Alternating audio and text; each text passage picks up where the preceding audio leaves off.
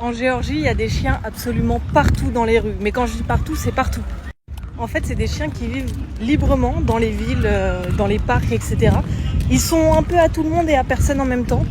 Apparemment, ils sont présents dans tout le pays. Nous, on a fait que Tbilissi, donc la capitale, et Batumi, ici, au bord de la mer. Et c'est vrai que pour le coup, il y en a partout. Ce qui est super marrant, c'est qu'ils vivent par quartier. À chaque fois qu'on va dans un quartier, on retrouve les mêmes chiens. Souvent par 2 ou par 3, c'est vrai qu'ils vivent en petits groupes. Ce qui est top, c'est que tous les chiens sont pucés, ils sont récupérés, vaccinés contre la rage, souvent stérilisés pour éviter la surpopulation et donc pucés pour pouvoir les retrouver et nous permettre de savoir que ces chiens sont pas du tout dangereux.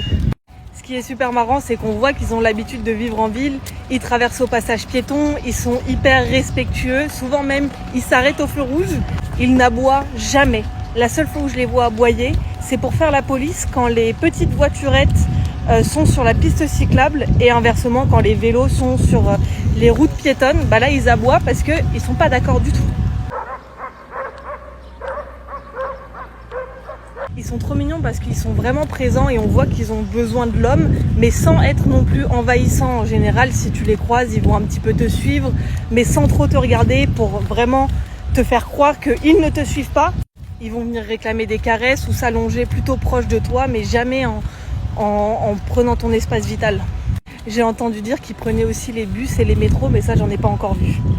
Il faut savoir que ces chiens ne meurent pas du tout de faim. Ils sont souvent très gros, ils sont toujours nourris par les épiceries ou les restaurants du quartier dans lequel ils vivent.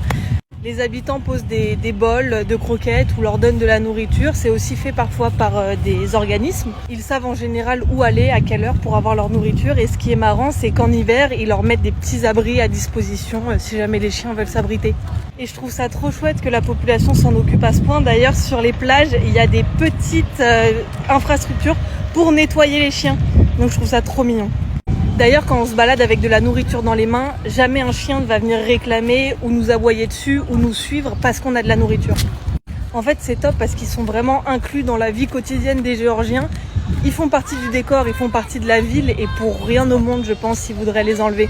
Et pour information, apparemment, c'est un mélange entre les bergers caucasiens et les huskies sibériens. On voit beaucoup leur côté husky, pour le coup, il y en a, on dirait vraiment des 100% husky. Mais c'est des mélanges, avec plein d'autres chiens évidemment au fil des années. Et ce mélange fait qu'ils sont parfaitement adaptés à leur environnement et au fait de vivre dehors.